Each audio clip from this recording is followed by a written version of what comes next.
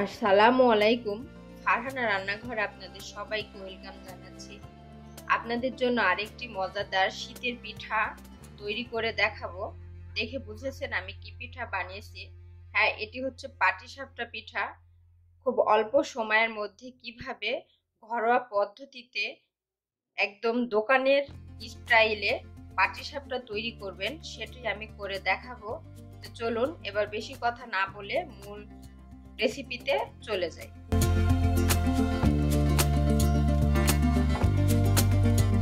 পাটিসাপটার পিঠার ইনস্ট্যান্ট কিভাবে ডো তৈরি করবেন সেটি আমি দেখাবো। এখানে আমি 1 কাপ চাল, নাজিরশাল চাল নিয়েছি।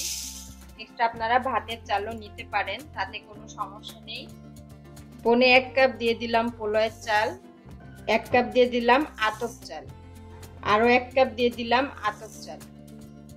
এখানে মোট চালের পরিমাণ হলো হাফ কেজির একটু বেশি। এবার এই চালগুলো আমি ঠান্ডা পানি দিয়ে ভালোভাবে ধুয়ে নেব। খুব ভালোভাবে ধুয়ে নিতে হবে যেন চালের গায়ের ময়লা পানিটা বের হয়ে যায়। চালগুলো আমার ভালোভাবে ধুয়ে নেওয়া হয়ে গেছে ঠান্ডা পানি দিয়ে, মানে নরমাল পানি। এবার আমি সামান্য কুসুম গরম পানি দিব। এমন গরম পানি দিতে হবে যেন হাতে আপনি সইতে পারেন। এই গরম পানিটা দিলে তাড়াতাড়ি চালটা নরম হবে। আর আপনাদের হাতে যদি সময় থাকে তো অবশ্যই আপনারা সারা রাত ভিজিয়ে রাখতে পারেন, সকালে ছেঁকে নেবেন, তাতে কোনো সমস্যা নেই। আমি যেহেতু ইনস্ট্যান্ট বানাবো এই জন্য আমি সঙ্গে সঙ্গেই গরম পানি দিয়ে ভিজিয়ে 2 থেকে 3 ঘন্টা রেখে দেব, তাহলে আমার চালটা নরম হয়ে যাবে এবং আমার ব্লেন্ড করতে সুবিধা হবে। পরবর্তী স্টেপে আপনাদের সাথে দেখা হবে। সেকেন্ড স্টেপে চলে আসলাম। চুলাটি অন করে এবার ননস্টিকের একটি প্যান বসিয়ে দিলাম। এবার এই প্যানে আমি সামান্য একটু ঘি দিয়ে নেব। ঘিটা এবার গলে একটু গরম করে নিব। ঘি গরম হয়ে গেছে। এবার এখানে আমি শুকনো আতপ চালের গুঁড়ো নিয়েছি, যেটা দিয়ে আমি পাটিসাপটার পুর বা খিরসা তৈরি করব। আমি যে পরিমাণ পাটিসাপটা বানাবো সেই পরিমাণ অনুযায়ী খিরসা আমাকে তৈরি করে নিতে হবে।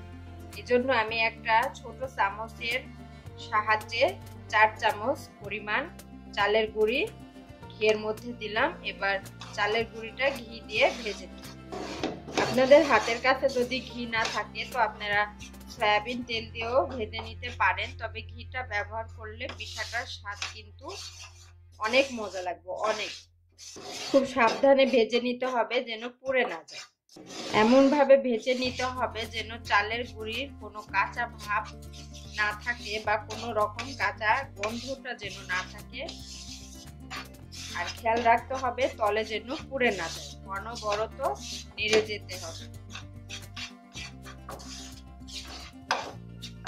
আর কোনোভাবে যেন দলা রাখা যাবে না, দলা রাখলেই কিন্তু খিরসাটা ভালো হবে না। আর খিরসাই যদি ভালো না হয় তাহলে আপনার পাটিসাপটা পিঠাটাও কিন্তু ভালো হবে না। পাটিসাপটার মূল উপকরণই হচ্ছে খিরসাটা। তাই পারফেক্ট কিভাবে খিরসা তৈরি করবেন সেটা আপনারা আমার এই রেসিপিটি ফলো করলেই পেয়ে যাবেন। চুলার জালটা কিন্তু মিডিয়াম আর লোয়ের মাঝামাঝি রাখতে হবে। খুব হাই লেভেলে চুলার আগুন দেওয়া যাবে না, তাহলেই পুড়ে যাবে। চালের গুঁড়িটা আমার খুব ভালোভাবে ভাজা হয়ে গেছে। আপনাদেরকে খুব ভালোভাবে দেখাচ্ছি। এই যে দেখেন, হাত থেকে একদম ঝরে ঝরে যাচ্ছে, একদম মসৃণ হয়েছে। এই পর্যায়ে এসে আমি দুধ দিয়ে দেব। এখানে আমি 1 কেজি পরিমাণ দুধ জাল দিয়ে 3 পোয়া করে নিয়েছি। এটা একদম খাঁটি গরুর দুধ, এখানে কোনো ভেজাল নেই। এটা গ্রাম থেকে এই দুধটা নিয়ে আসা। এবার এই দুধ দিয়ে আমি খিরসাটা তৈরি করব। খুব আস্তে আস্তে দিতে হবে যেন দলা পেকে না যায়, এবং সাবধানে দিবেন যেন হাতে না লাগে। এভাবে সব দুধগুলো দিয়ে দিলাম। খিরসাটা সাধারণত দুধ দিয়েই তৈরি করলে স্বাদ বেশি হয়। আপনাদের কাছে যদি দুধের পরিমাণটা কম থাকে তা আপনারা গুঁড়ো দুধটা ব্যবহার করতে পারেন, তাতে কিন্তু আরো স্বাদ আসবে। খুব ভালোভাবে নেড়ে চেড়ে মিশিয়ে নিতে হবে দুধের সঙ্গে চালের গুঁড়িটা, যেন দলা না থাকে। এ পর্যায়ে এসে আমি আস্তে আস্তে 1 চা চামচ সুজি দিয়ে দেব। সুজিটা আমি আগেই ঘি দিয়ে ঢেলে রেখে দিয়েছি। যে পরিমাণ দুধ দিয়েছিলাম দুধ শুকিয়ে গেছে আর আমার খিরসাটা এরকম হয়েছে ঘনত্ব। এবার এ পর্যায়ে এসে আমি চিনি দিয়ে দেব। মিষ্টি আপনারা যে যেভাবে খেতে পছন্দ করেন সেই অনুযায়ী আপনারা চিনিটা দিবেন। এখানে আমি 2.5 কাপ মতো চিনি দিব। আর এক্সট্রা কোনো পানি বা দুধের প্রয়োজন হবে না। চিনি গুলেই যে পানিটা বের হবে এইতেই খিরসাটা আরো একটু ঘনত্ব চলে আসবে। চিনি গলে দেখেন পানি হয়ে গেছে। এবার এই পর্যায়ে এসে আমি 2 চামচ গুঁড়ো দুধ দিয়ে দেব। এবার ভালোভাবে দুধটা খিরসাটার সাথে নেড়ে চেড়ে মিশিয়ে নিতে হবে। এই পানিটা শুকিয়ে গেলেই আমার খিরসা রেডি। খিরসাটা আমার পুরোপুরি তৈরি হয়ে গেছে। এবার আমি চুলার জালটা অফ করে দেব। আর হ্যাঁ, একটু নরম থাকতে নামাতে হবে। নামানোর পরে ঠান্ডা হলে আবার একটু শক্ত হয়ে যাবে, এজন্য খুব সাবধান। এই পর্যায়ে এসে ঘনত্ব করে নামানো যাবে না, তাহলে কিন্তু অতিরিক্ত শক্ত হয়ে যাবে যেহেতু চালের গুঁড়ি। এবার আমি চুলার জালটা অফ করে দিলাম। দেখেন আমি যে চাল ভিজিয়েছিলাম আমার চাল একদম নরম হয়ে ভিজে গেছে। এবার আমি চালগুলো ভালোভাবে আরেকবার ধুয়ে আমি গ্রাইন্ড করে নেব। আমি এবার এই গ্রাইন্ডারের জারের মধ্যে পরিমাণ মতো চাল দিয়ে দিলাম। আপনারা চাইলে বাহিরের মেশিন থেকে ভাঙায় নিয়ে আসতে পারেন। সেক্ষেত্রে আপনাকে করতে হবে আধা ঘন্টা চাল ভিজিয়ে রেখে পরে 2 ঘন্টা ভাঙানো 2 ঘন্টা আগেই আপনার সেই পানি থেকে চালগুলো তুলে সেকে নিতে হবে ভালোভাবে। পরে আপনি বাইরে থেকে মেশিনে ভাঙিয়ে নিয়ে আসতে পারেন। আর যাদের বাসায় গ্রাইন্ডার আছে ইনস্ট্যান্ট কিভাবে তৈরি করে খাবেন আমি সেই রেসিপিটাই করে দেখাচ্ছি। এবার আমি এগুলো গ্রাইন্ড করে নিই। সব চালেরগুলো আমি গ্রাইন্ড করে এইভাবে পাতলা করে নিয়েছি। পাটিসাপটা ডো এমন ভাবে করতে হবে যেন খুব ঘনত্বও না হয় আবার খুব পাতলাও যেন না হয়। আর এই যে লাল যে দেখছেন এর মধ্যে আমি একটু মিষ্টির জন্য খেজুরের গুড় দিয়ে নিয়েছি। আপনারা চাইলে চিনিও মেশাতে পারেন, কোনো সমস্যা নেই। তবে শীত বলে কথা, খেজুরের গুড় এখন বাজারে অনেক আছে, তো আপনারা খেজুরের গুড় দিয়ে বানানোর চেষ্টা করবেন, তাহলে পিঠাটার স্বাদটা আরো বেড়ে যাবে, খেতেও মজা লাগবে। এবার আমি চুলাটা অন করে দেব। চুলাটি অন করে আমি ননস্টিকের একটা প্যান বসিয়ে সামান্য একটু ঘি ব্রাশ করে নিচ্ছি। আর এই পাটিসাপটা পিঠাটা কিন্তু আপনারা সবসময় ননস্টিক প্যানে বানানোর চেষ্টা করবেন, তাহলে সুন্দর হবে এবং উল্টাতে পাল্টাতে সুবিধা হবে, ভেঙে যাওয়ার সম্ভাবনা থাকবে না। প্যানটি গরম হয়ে গেছে, এবার আমি পাটিসাপটার ডো দিয়ে দেব।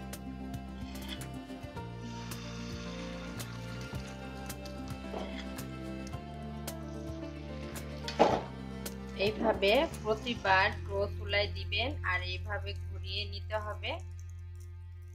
আর চুলার জালটা কিন্তু একদম লো হিটে থাকবে।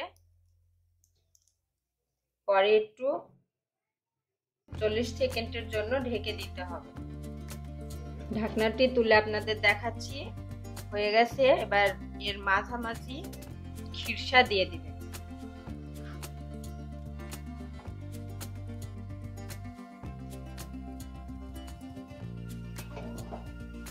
পরে খুব আলতো ভাবে উল্টে দিতে হবে যেন ভেঙে না যায়। পরে আস্তে আস্তে এইভাবে পেঁচিয়ে নিবেন।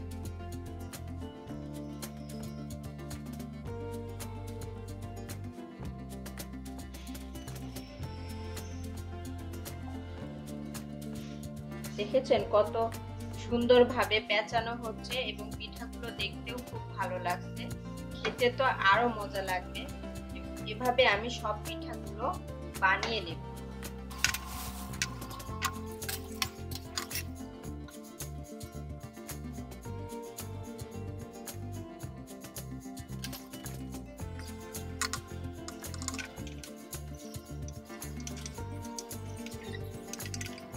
সেম প্রসেসে এই পিঠাগুলো ভেজে নিতে হবে। আপনারা দেখে বুঝতে পারছেন আমি কিভাবে পিঠাগুলো ভাজ উল্টে দিচ্ছি এবং তুলে নিচ্ছি। খুব সাবধানে দিতে হবে যেন ভেঙে না যায়। আর আপনার ডো যদি ঠিক থাকে তাহলে পিঠার শেপ কখনোই ভেঙে যাবে না। তৈরি হয়ে গেল আমার মজাদার পাটিসাপটা পিঠা। অল্প সময়ের মধ্যে আমি পাটিসাপটা পিঠাটা তৈরি করে ফেললাম। আমার এই রেসিপিটি যদি আপনাদের ভালো লেগে থাকে অবশ্যই আমার ইউটিউব চ্যানেলটা আপনারা সাবস্ক্রাইব করবেন, পাশে থাকা বেল আইকনটি ক্লিক করবেন। আর আমার এই রেসিপির ফুল ভিডিওটি না টেনে আপনাদের দেখার অনুরোধ করছি। তাহলে অবশ্যই আপনারাও বাসায় এই সেম প্রসেসে যদি পিঠা বানাতে যান তাহলে আপনারাও সার্থক হবেন।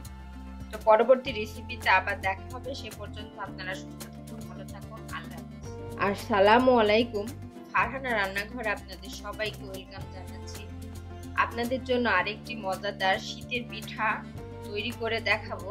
দেখে বুঝেছেন আমি কি পিঠা বানিয়েছি। হ্যাঁ, এটি হচ্ছে পাটিসাপটা পিঠা।